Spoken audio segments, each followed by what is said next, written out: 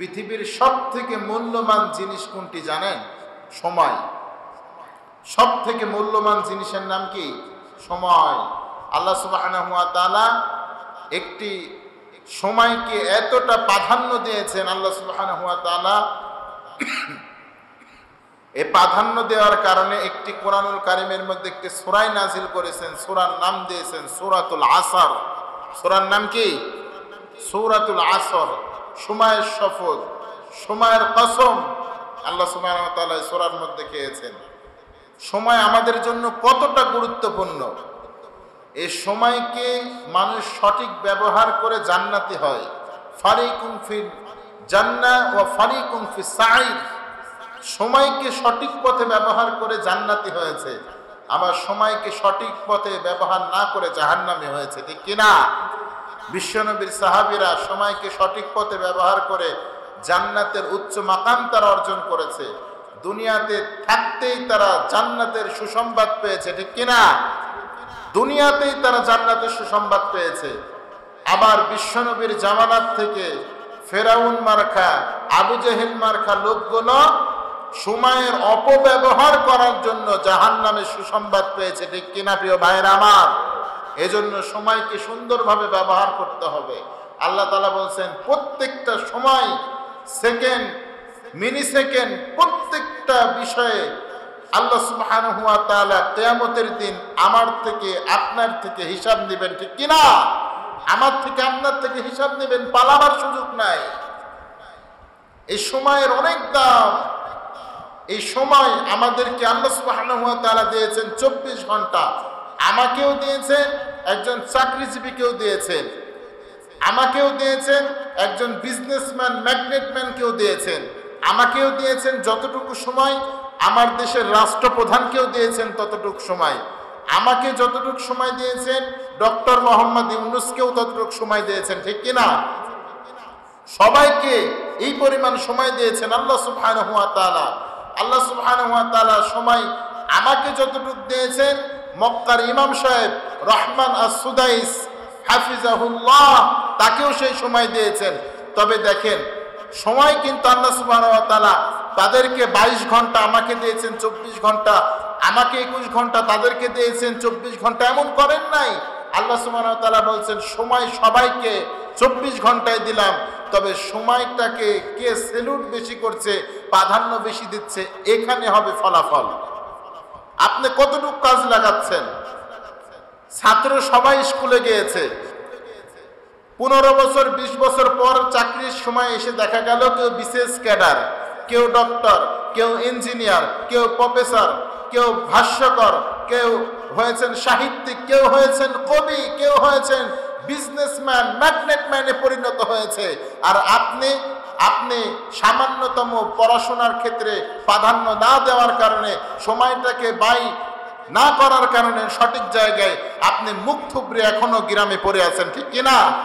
এখনো আপনি কর্মহীনতায় ভুগছেন সময় ব্যবহার না করার কারণে। এই জন্য আল্লাহ সুবহানাহু ওয়া তাআলা প্রত্যেকটা নবী, প্রত্যেকটা রাসূল, প্রত্যেকটা সাহাবীকে বোঝাচ্ছেন, প্রত্যেকটা উম্মতকে বোঝাচ্ছেন সময়ের কসম, কালের শপথ। আমরা কাল ছাড়া তো কিছুই করতে পারি না। জানেন, আমরা 3টা কালের মধ্যে মানুষ আবদ্ধ হয়ে আছে, পাস্ট, প্রেজেন্ট, ফিউচার, বর্তমান, ভবিষ্যৎ, অতীত। 3টা কালের মধ্যে আমরা লিপিবদ্ধ। এই 3টা ব্যতীত মানুষ কিছুই করতে পারে না, ঠিক কিনা? যেটা আপনি গতকাল করে এসেছেন সেটা অতীত হয়ে গিয়েছে, যেটা এখন করছেন এটা বর্তমান, আর যেটা সামনে, যেটা নিয়ে প্ল্যানিং করছেন, ভাবছেন, চিন্তা করছেন, সেটাই ভবিষ্যৎ, ঠিক কিনা? রব্বুল আলামিন বলছেন তোমাদের কাছে পাস্ট আছে, তোমাদের কাছে প্রেজেন্ট আছে, তোমাদের কাছে ফিউচার আছে, তোমাদের কাছে বর্তমান, ভবিষ্যৎ, প্রেজেন্ট, ফিউচার রয়েছে। আমার কাছে বর্তমান শুধু একটা কাল রয়েছে, আমার কাছে অতীত নাই, আমার কাছে কোনো ভবিষ্যৎ নাই, আমার কাছে অতীত কোনো বিষয় নাই। যেটা তোমরা করো, যেটা আমি ভাবি, সব কিছুই হলো বর্তমান। ঘোষণাটা কার? সবকিছু আল্লাহর কাছে বর্তমান। আল্লাহ সুবহানাহু ওয়া তাআলা এই সূরাটা কেন দিলেন, এর প্রেক্ষাপট সম্পর্কে আল্লাহর হাবিব সাল্লাল্লাহু আলাইহি ওয়াসাল্লাম বলে গিয়েছেন।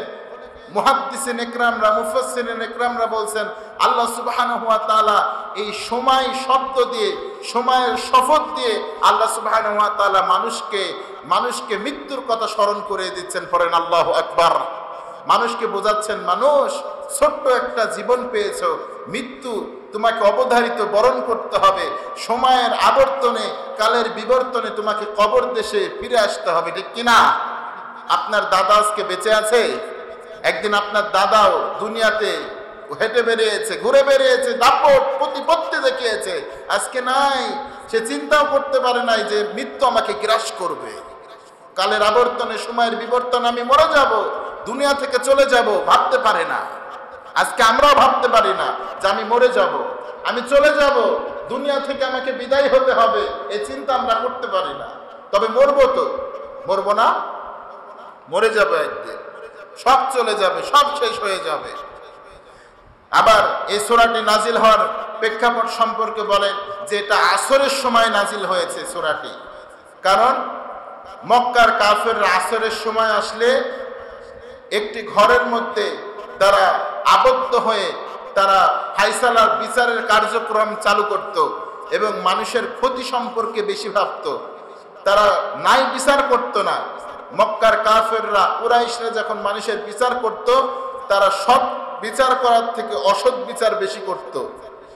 এজন্য এই সময়টাকে বলা হতো জামানায়ে সু, খারাপ একটি সময়। আল্লাহ সুবহানাহু ওয়া তাআলা বলছেন, সময় কখনো খারাপ হয় না, মানুষ হয় খারাপ, ঠিক কি না? রব্বুল আলামিন এই জন্য বললেন, ওয়াল আসরি ইন্নাল ইনসানা লাফি খুস। আল্লাহ বুঝাইলেন, মক্কার কাফেররা, সময় কখনো খারাপ হয় না, আসরের সময় খারাপ নয়। মক্কার যতগুলো বেঈমান কাফের রয়েছে তারাই হলো খারাপ, তারাই তোদের উপরে জুলুম করে, ঠিক কি না? মক্কার কাফেররাই খারাপ, সময় কখনো খারাপ হতে পারে না, সময় কখনো খারাপ হতে পারে না। আচ্ছা বলেন তো, রাত্রি দেয় কে? দিন দেয় কে?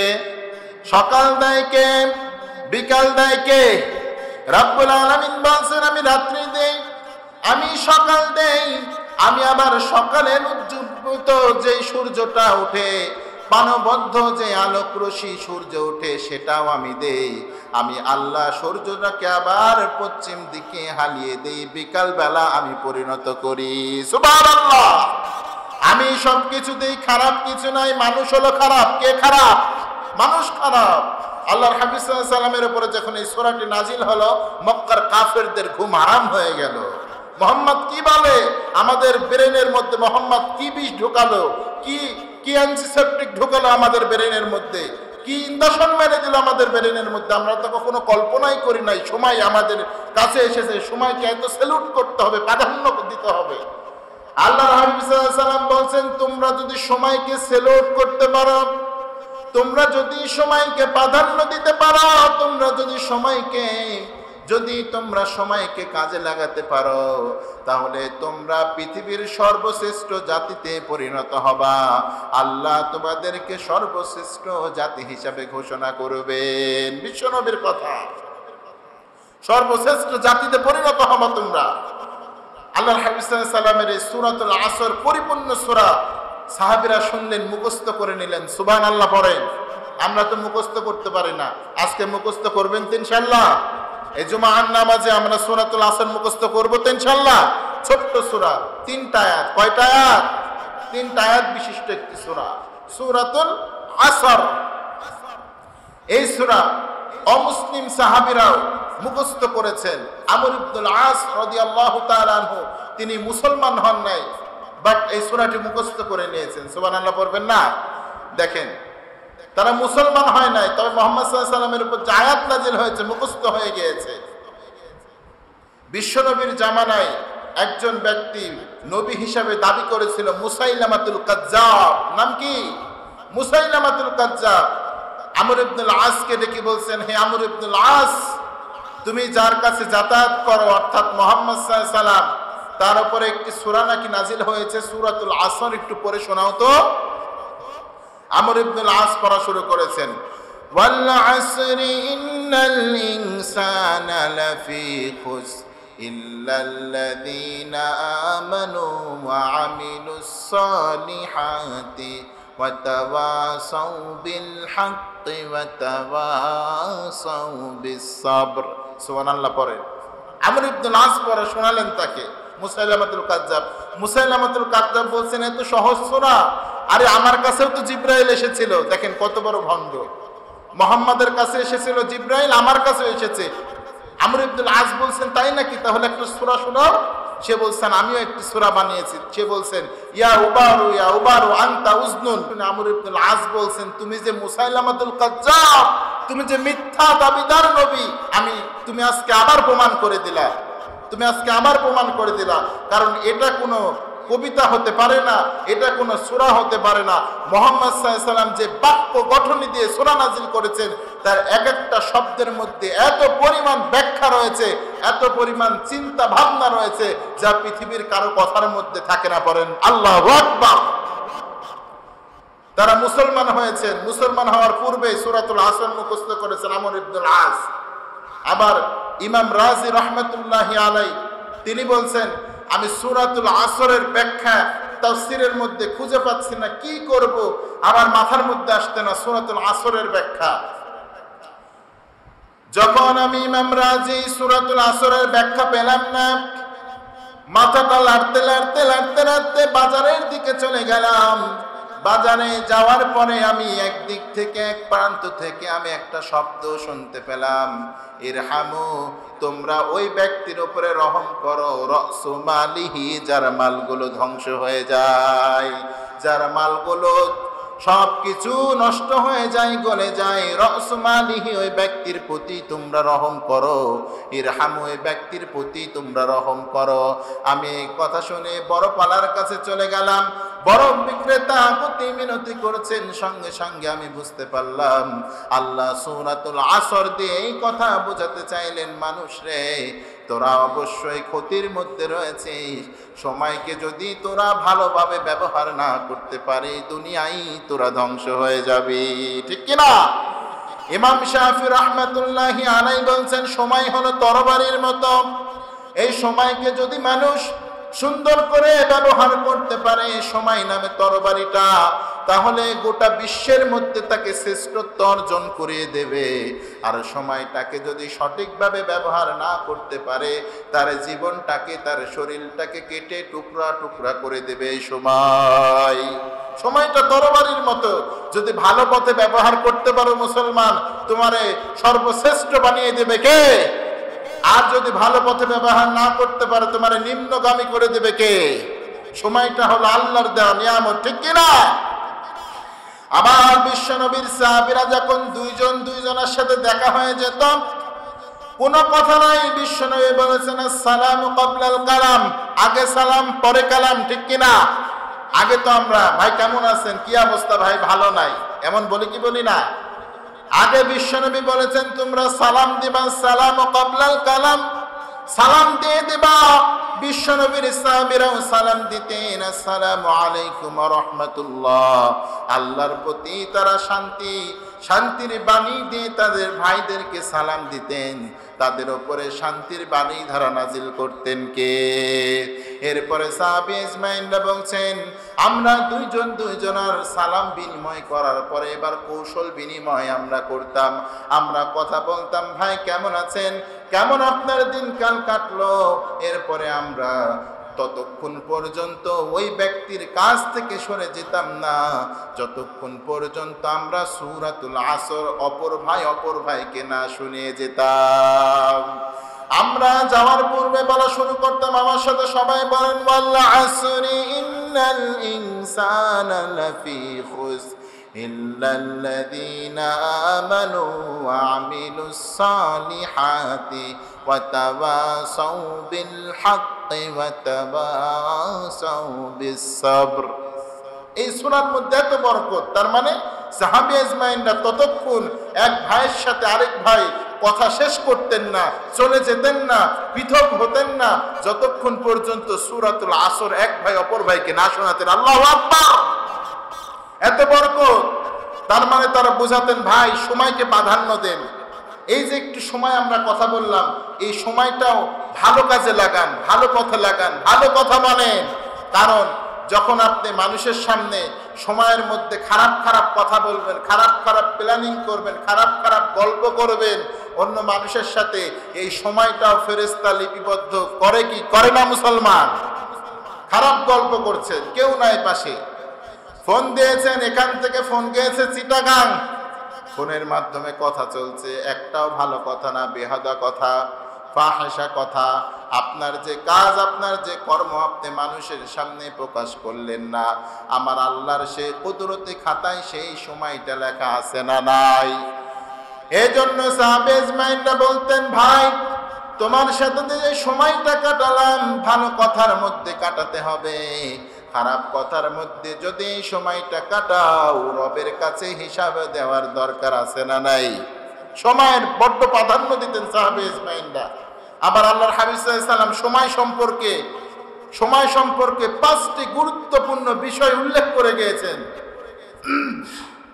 আল্লাহর হাবিব সাল্লাল্লাহু আলাইহি ওয়াসাল্লাম বলতেন, ইগতানিম খামসান ক্বাবলা খামসিন, ও আমার উম্মতরা 5টি জিনিস আসার পূর্বে 5টি জিনিসকে তোমরা সেলুট করো, 5টি জিনিসকে রহমত মনে করো, 5টি জিনিসকে আল্লাহর গনিমত মনে করো। সুবহানাল্লাহ পড়ে। শাবাবাকা ক্বাবলা হারামিক, বার্ধক্য আসার পূর্বে যৌবনটাকে আল্লাহর নিয়ামত মনে করো। সুবহানাল্লাহ পড়বেন না? যৌবন যে কত বড় নিয়ামত, যার চলে গিয়েছে সেই বুঝে, ঠিক কিনা? যৌবন অনেক বড় নিয়ামত। আল্লাহর হাবিব সাল্লাল্লাহু আলাইহি ওয়াসাল্লাম বলছেন, যৌবন বয়সের আমল দ্বারা আল্লাহ সুবহানাহু ওয়া তাআলা মানুষকে জান্নাত দিবেন, আবার এই যৌবন বয়সের গুনাহ দ্বারা মানুষকে জাহান্নাম দিবেন। নাউজুবিল্লাহ পড়বেন না? আসলে যুবক জানেই না তার যৌবন বয়সের ইবাদতের পাওয়ার কেমন।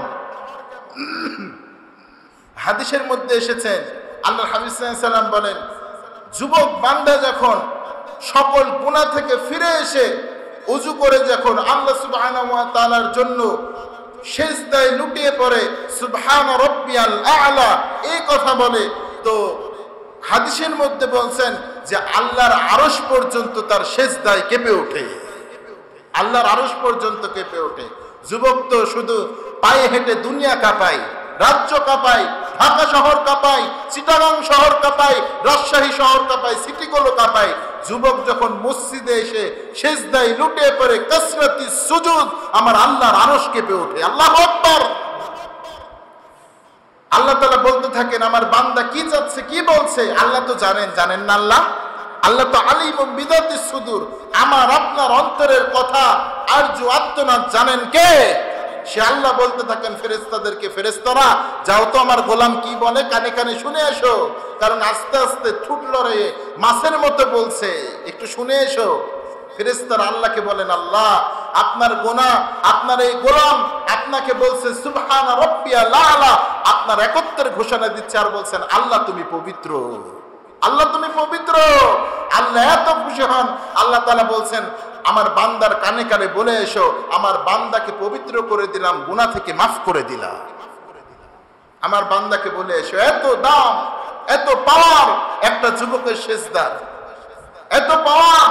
যুবক তো জানে না সিজদার পাওয়ার কত, ইবাদতের পাওয়ার কত যুবক বয়সে। জিবরাইল আলাইহিস সালাতু ওয়াস সালাম আল্লাহর হাবিব সাল্লাল্লাহু আলাইহি সাল্লামকে বললেন, ও নবী, যুবক বয়সের ইবাদতের কত দাম নবী। সূর্য কতবার কতটুকু রোদ দুনিয়ার বুকে, কত পাওয়ারের রোদ দুনিয়ার বুকে ছেড়ে দেয় আমি জিবরাইল জানি। আসমান থেকে মেঘমালা থেকে কত ফোঁটা জমিনে পানি পড়ে এটাও আমি জানি, গুনতে পারি।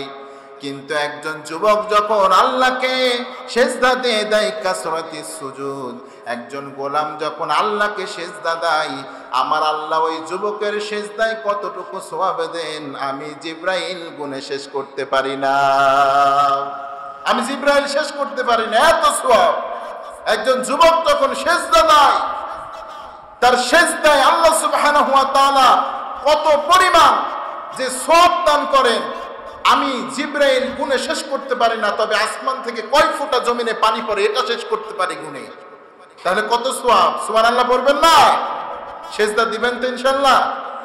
আল্লাহ সিজদার কথা বলছেন গোলামদেরকে, যুবকদেরকে বলছেন, যুবক তোমরা যদি তোমার রবের কাছে আসতে চাও তাহলে একটি মাধ্যম আছে। মাধ্যমটার নাম কি? মাধ্যমটার নাম কি? সিজদা ওয়াসজুদ ওয়াক্তারি, সিজদা দাও, আমি রবের কাছে তোমরা চলে আসবা। সুবহানাল্লাহ। সিজদা দিলে কার কাছে যাওয়া যায়? সিজদা দিলে কার কাছে যাওয়া যায়? আল্লাহর কাছে যাওয়া যায়।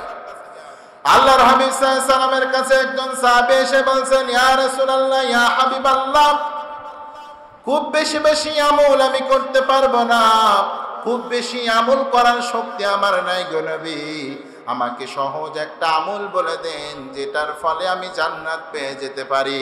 বিশ্বনবী বললেন, কাসরাতিস সুজুদ, আল্লাহকে বেশি বেশি সিজদা দিতে থাকো, আল্লাহ তোমাকে জান্নাতে ঢুকিয়ে দেবেন। আল্লাহকে বেশি বেশি সিজদা দাও। শাবাবাকা ক্বাবলা হারামিক, যৌবনকে কাজে লাগাও বার্ধক্য আসার পূর্বে, কারণ বৃদ্ধ হয়ে গেলে সময় আর কাজে লাগে না। নামাজে আসতে লেগে ঠ্যাঙের ব্যথা, পায়ের ব্যথা, সময় মতো দাঁড়াতেও পারে না, বসে থেকে নামাজ পড়ে, ঠিক কিনা? বার্ধক্য আসলে রং ধরা যৌবন যখন জং ধরে শেষ হতে লাগবে, তখন আকতি মিনতি দেখার কেউ থাকে না, ঠিক কিনা? সন্তান থাকে না, স্ত্রী দেখবে না, পরিবার দেখবে না, সন্তান দেখবে না।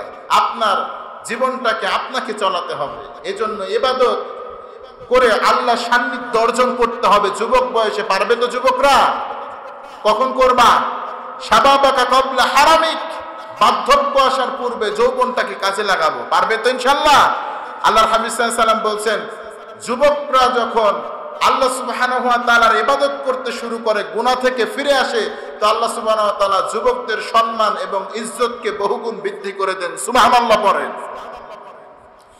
এরপরে আল্লাহর হাবিব সাল্লাল্লাহু আলাইহি সাল্লাম বললেন, ওয়াসিহাতা ক্বাবলা সুকমিক, তোমরা অসুস্থতার পূর্বে সুস্থতাকে কাজে লাগাও, কারণ অসুস্থ যখন মানুষের শরীরের মধ্যে বাধা বেঁধে যায়, বাসা বেঁধে নাই, তখন মানুষ অনেক কিছু করতে চায়, মাগার অসুস্থতার কারণে কিছুই করতে পারে না। আসারারাই অসুস্থ।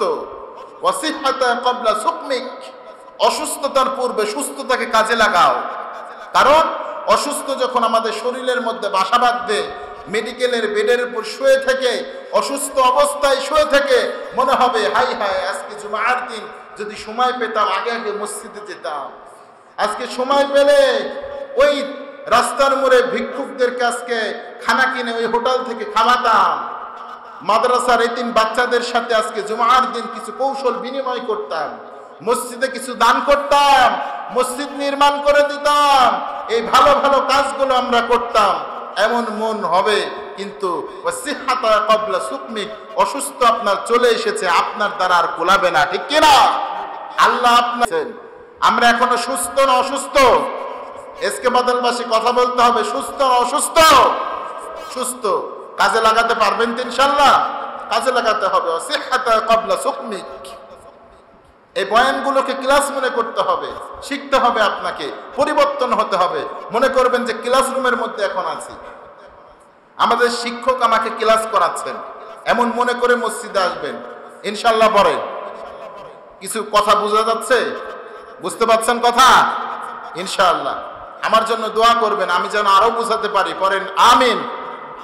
ওয়াসিহাতা ক্বাবলা সুকমিক, আল্লাহর হাবিব সাল্লাল্লাহু আলাইহি সাল্লাম বলছেন, অসুস্থতার পূর্বে তুমি সুস্থতাকে কাজে লাগাও। কাজে লাগাবেন তো ইনশাআল্লাহ? এরপরে বলছেন, ওয়াগিনাকা ক্বাবলা ফাকরিক, দরিদ্রতার পূর্বে ধনাঢ্যতাকে কাজে লাগাও। আপনি এখন আছেন ধনাঢ্য ব্যক্তি, দরিদ্র হয়ে যাচ্ছেন, আস্তে আস্তে দান করতে পারছেন না। আল্লাহ আবার অনেকের মনের মধ্যে শয়তানে সেই কুমন্ত্রণা দেয় যে, আরে এখন তো তোর টাকা পরিপূর্ণ আসে নাই, যখন বেশি বেশি টাকা হবে তখন তুই দান করবি। এমন মনের মধ্যে আসে কি আসে না কথা?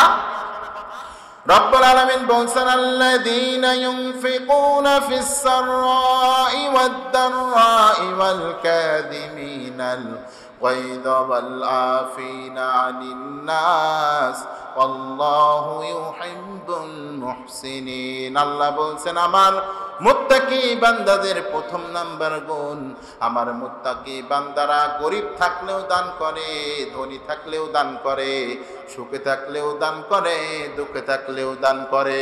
তবে আমার মুত্তাকি বান্দারা সুখে থাকলে বেশি দান করে, দুঃখে থাকলে কম দান করে, তবুও দান করে, আর আমি তার দানটাকে কবুল করে নিই। বলছেন কে?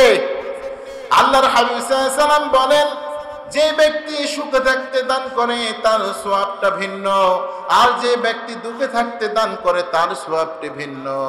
এই জন্যই তো আবু বকর রাদিয়াল্লাহু তাআলা আনহু দুঃখের সময় দান করেছেন, উমরও দান করেছেন। উমর রাদিয়াল্লাহু তাআলা আনহুকে বললেন, ও উমর, বাসায় কি রেখেছো, আমার কাছে কি দান করেছো? ওমর বললেন, ইয়া রাসূলুল্লাহ, ইয়া হাবিবাল্লাহ, সম্পদটাকে দুই ভাগ করেছি, এক ভাগ স্ত্রী পরিবার সন্তানের জন্য রেখে আসলাম নবী, আর এক ভাগ আপনার যুদ্ধের জন্য আপনার মসজিদে নববীতে হাজির করলাম। আবু বকর রাদিয়াল্লাহু তাআলা আনহু পিলারের রোতে দাঁড়িয়ে আছেন। বিশ্বনবী বললেন, ও আবু বকর, এইদিকে আসেন, আপনি এইদিকে আসেন, আপনি কি দান করলেন, কি রাখলেন আবু বকর? আবু বকর বললেন, আল্লাহি, ও আল্লাহর রাসূল, আল্লাহর কসম করে বলছি, আমি আবু বকর আল্লাহ এবং রাসূলের ভালোবাসা ছাড়া আমি আমার বাসায় কিছু রেখে আসি নাই রে নবী। ঘরের মধ্যে যতটুকু ছিল সব ইসলামের জন্য দান করলাম, সব দান করলাম, এমনি খুশি হয় নাই। আল্লাহ বলছেন, সুখে থাকতেও দান করো, দুঃখে থাকলেও দান করো। সুখে থাকলে বেশি দান করো, দুঃখে থাকলে কম দান করো। কবুল করবেন কে? দুঃখের দানগুলো কবুল করেন কে? দুঃখের দিনে দান করবেন, আপনার কিয়ামতের দিন দুঃখের দিনে আপনাকেও জান্নাত দান করে আপনার মনটা উজাড় করে পূর্তি করে দিবেন কে? আপনার সব ব্যথা যন্ত্রণা দূর করে দিবেন কে? আপনি কি জানেন হায়াত বাড়ানোর কৌশল হলো দানের মাধ্যম দিয়ে? আল্লাহর হাবিব সাল্লাল্লাহু আলাইহি ওয়াসাল্লাম বলছেন, তোমরা যদি হায়াত বাড়াতে চাও তাহলে নিকট আত্মীয়দের সাথে সম্পর্ক ভালো রাখো আর দান করো। মানুষের সাথে খারাপ ব্যবহার করো না, মানুষের অভিশাপ নিও না। মানুষের অভিশাপ নিবা তো অকালে রাস্তাঘাটে পড়ে পড়ে মরে থাকবা, ঠিক কিনা? মানুষের অভিশাপ নিও না, মানুষের অভিশাপ নিয়ে ধ্বংস হয়ে না। তাহলে আমাদের 3 নম্বর আল্লাহর হাবিব সাল্লাল্লাহু আলাইহি ওয়াসাল্লাম যে কথা বললেন, ও ফারাগা ক্বাবলা সুকনি, আল্লাহর হাবিব সাল্লাল্লাহু আলাইহি ওয়াসাল্লাম বলছেন যে ধনাঢ্যতার পূর্বে তোমরা গনিমতকে কাজে লাগাও, গরিব হওয়ার পূর্বে ধনাঢ্যতাকে কাজে লাগাও তোমরা। এরপরে বলছেন ফারাগা ক্বাবলা সুগলিক, ব্যস্ততা হওয়ার পূর্বে অবসরকে কাজে লাগাও। বসে আছেন, সময় নাই, অলসতায় কাটাচ্ছেন, এই সময়টাতে কোনো না কোনো কাজ লাগাবেন। আল্লাহর হাবিব সাল্লাল্লাহু আলাইহি ওয়াসাল্লামের পুরো জীবনী ঘেটে দেখেছি, আল্লাহর হাবিব সাল্লাল্লাহু আলাইহি ওয়াসাল্লাম একটা সময় অহেতুক কাটান নাই। গোটা জীবনী ঘেটে দেখেছি আল্লাহর হাবিব সাল্লাল্লাহু আলাইহি ওয়াসাল্লাম হয় আল্লাহ রাব্বুল আলামিনের ইবাদতে কাটাতেন, না হয় তার মাখলুকের ভালো কিভাবে হয়, তার মাখলুকের কোন কাজের মধ্যে উপকার হয়, এই কাজ নিয়ে তিনি চিন্তা ভাবনা করতেন আর এই দাওয়াতগুলো দিয়ে বেড়াতেন। করেন সুবহানাল্লাহ। আল্লাহর হাবিব সাল্লাল্লাহু আলাইহি ওয়াসাল্লাম 2টি কাজ করতেন। রাত্রি যখন হয়ে যেত, আল্লাহর হাবিব সাল্লাল্লাহু আলাইহি ওয়াসাল্লামের বৈশিষ্ট্য সম্পর্কে রব্বুল আলামিন এটাই বর্ণনা করলেন। বলছেন, আমার নবী যখন রাত্রি হতো, আমার নবী তাহাজ্জুদে দাঁড়িয়ে যেত। ঘোষণাটা কার? বিশ্ব নবীর স্ত্রী আম্মা জান আয়েশা রাদিয়াল্লাহু তাআলা আনহা বলেন, আমার হাবিব সাল্লাল্লাহু আলাইহি ওয়াসাল্লাম রাত্রি হলে রাত্রির শেষ অংশে দাঁড়িয়ে তাহাজ্জুদে দাঁড়িয়ে যেত। খুশি হতো কে? আবার তিনি কোরআন পড়তেন, ইবাদত করতেন, ফজরের নামাজ পড়তেন। বিশ্বনবীর পরে মানুষের ফিকির নিয়ে বসতেন, কার কি সমস্যা সাহাবীদেরকে জিজ্ঞাসা করতেন। সুবহানাল্লাহ। এমন উত্তম চরিত্রের নেতা আমরা কোথায় পাবো, কোন জায়গায় পাবো? এই কোরআন এবং হাদিসকে অ্যানালাইসিস করলে পাবো, ঠিক কিনা? এমন নেতা, উত্তম চরিত্রের, ওয়া ইন্নাকা আলা খুলুকিন আযীম, খুলুকে আজিম বিশিষ্ট নেতা আমরা পেয়েছি। সুবহানাল্লাহ বলবেন না? রব্বুল আলামিন এই নেতা সম্পর্কে বলছেন, আতিউল্লাহ ওয়া আতিউর রাসূল। আল্লাহ রব্বুল আলামিন বলছেন, তোমরা আল্লাহ এবং তার রাসূলের অনুসরণ করো, অনুকরণ করো। আল্লাহর অনুসরণ করলেই তোমরা জান্নাত পাবা না, আমাকে অনুসরণ করলে আমার রাসূলকে অনুসরণ করা লাগবে, ঠিক কিনা? এমন নেতা পেয়েছি। আবার এই নেতা সম্পর্কে আমাদেরকে বলছেন, আমার নবী সম্পর্কে বলছেন, ওয়া মা আরসালনাকা ইল্লা রাহমাতাল লিল আলামিন। এই নবী হলো গোটা পৃথিবীবাসীর জন্য রহমত। সুবহানাল্লাহ বলেন। তাহলে আমার নবী, বিশ্ব নবী, পিয়ারা নবী মুহাম্মদুর রাসূলুল্লাহ, সবাই বলেন চিৎকার মেরে সাল্লাল্লাহু আলাইহি ওয়াসাল্লাম। সেই নবী উম্মতের ফিকিরে কাজ করেছেন, সেই নবী রবের ইবাদতে কাজ করেছেন, দুইটার বাহিরে কিছুই করে নাই, ঠিক কিনা? আমার নবী যে যুদ্ধ করেছেন তাও আমাদের জন্য করেছেন, আল্লাহর জন্য করেছেন, আল্লাহর দ্বীনকে প্রতিষ্ঠিত করার জন্য করেছেন, আল্লাহর রুবুবিয়তকে কায়েমের জন্য করেছেন, ঠিক কিনা? আমার নবী তায়েফবাসীর কাছ থেকে পাথর খেয়েছেন, শরীরটা ক্ষত বিক্ষত করেছেন, তাও আল্লাহকে খুশির জন্য করেছেন, তায়েফবাসীকে জাহান্নাম থেকে মুক্তির জন্য করেছেন। আমার নবী মক্কা থেকে হিজরত করে মদিনায় গিয়েছেন, তারপরেও আমাদের জন্য করেছেন, আল্লাহর রুবুবিয়ত কায়েমের জন্য করেছেন। আমার নবী বলেছেন, তোমরা আল্লাহর প্রতি ঈমান আনো। কার প্রতি? আল্লাহর প্রতি ঈমান আনো। আমাদেরকে জাহান্নাম থেকে মুক্তির জন্য, তিনি দিশারা খোঁজানোর জন্য, জাহান্নামের মিডিল জায়গা থেকে ফিরানোর জন্য, জাহান্নামের চৌরাস্তা থেকে কলার ধরে ফিরিয়ে আনার জন্য চেষ্টা করেছেন। মক্কার কাফেররা তো বুঝাই নাই, বরং হিজরত করাতে বাধ্য করেছে, ঠিক কিনা? তিনি অবসরে কখনো থাকে নাই। আর আমরা তো অবসর পেলে ঘুম, না হলে ফেসবুক, টুইটার, হোয়াটসঅ্যাপ, আছে না নাই? আল্লাহর হাবিব সাল্লাল্লাহু আলাইহি ওয়াসাল্লাম বলছেন, তোমরা যদি অবসর পাও, ওয়াসিহাতাকা ক্বাবলা সুগলিক ওয়া ফারাগাকা ক্বাবলা সুগলিক, তোমরা যদি অবসর পাও, ফারেক হও, তাহলে খবরদার বসে থেকো না, হেলাই অবসরে দিন কাটায় না। তোমরা উম্মতের ফিকির নিয়ে আর রবের ইবাদত নিয়ে ব্যস্ত হয়ে যাও, ঠিক কিনা? রাত্রিবেলায় যদি অবসর পাও, তাহাজ্জুদের নামাজ পড়ো, ঘোষণাটা কার? আবার যখন ফজরের মুয়াজ্জিন সাহেব যখন আজান দিয়ে দেয়, লাপের মধ্যে কম্বলের মধ্যে ঘুমিয়ে অবসরে কাটায় না। তোমরা মসজিদে এসে তোমরা সিজদায় লুটিয়ে পড়ো, আল্লাহর প্রিয় বান্দা তোমরা হয়ে যাও। ঘোষণাটা কার? আল্লাহ বলছেন। এরপরে 4 নম্বরে বলছেন এই কথা, 5 নম্বরে বলছেন ওয়া হায়াতাকা ক্বাবলা মাউতিক, কঠিন কথা। তোমরা মৃত্যুর পূর্বে জীবনকে কাজে লাগাও। মৃত্যুর পূর্বে কিসেরকে কাজে লাগাতে হবে? জীবনকে কাজে লাগাতে হবে। আমরা তো জীবনকে কাজে লাগাইতে পারি না। রব্বুল আলামিন বলেন, সুম্মা ইউমীতুকুম সুম্মা ইউহয়ীকুম সুম্মা ইলাইহি তুরজাউন। আল্লাহ বলছেন, আমি মানুষকে মৃত্যু থেকে জীবিত করলাম, আবার আমি মানুষকে মৃত্যু দেব, আবার জীবিত করব। ঘোষণাটা কার? রব্বুল আলামিন আবার বলছেন, কুল্লু নাফসিন যায়িকাতুল মাউত সুম্মা ইলাইনা তুরজাউন। প্রত্যেকটা মানুষকে আমি মৃত্যুর স্বাদ গ্রহণ করাবো, আবার প্রত্যেকটা মানুষকে সুম্মা ইলাইনা তুরজাউন, তার কবর থেকে জীবিত করব। ঘোষণাটা কার? আল্লাহ বলছেন। মৃত্যু বড্ড ভয়ঙ্কর একটি জিনিস। যখন আপনার মৃত্যু হবে, তখন আপনার শরীরটা এত বিষাক্ত আকার ধারণ করবে, যদি আপনি বদকার হন, আপনার শরীরের মধ্যে কাঁটা ঢুকতে থাকবে, কাঁটা। আর কাঁটার সাহায্যে আপনার শরীর থেকে, আপনার কলিজা থেকে আপনার রুহটা ছিঁড়ে বের করা হবে। কোন এক নবী তার একজন কবরবাসীর কাছে পাশ দিয়ে ক্রস করছেন, তিনি কবরের ওই ব্যক্তির কাঁপুনির কথা শুনছেন। তাফসীরের মধ্যে ঘটনাটা এসেছে, তার কাঁপুনির কথা কাঁপুনির আওয়াজ শুনতে পাচ্ছেন, তার চিৎকার শুনতে পাচ্ছেন। মানুষ যেমন জ্বর আসলে যেমন কাঁপুনি করে না, একটা কেমন একটা শব্দ করে না, কাঁপুনির একটি শব্দ, সেই রকম শব্দ পাচ্ছেন।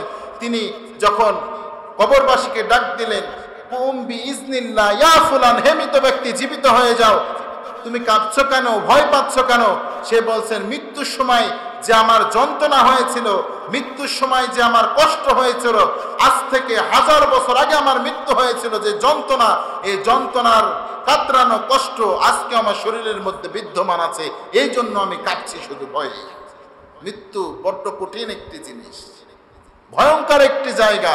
মরণ যার কাছে আসবে, যাই নেককার বান্দা হবে, তার কাছে মরণ আসবে একজন সাদা ধবধবে জুব্বা পরিহিত একজন ব্যক্তির নাই।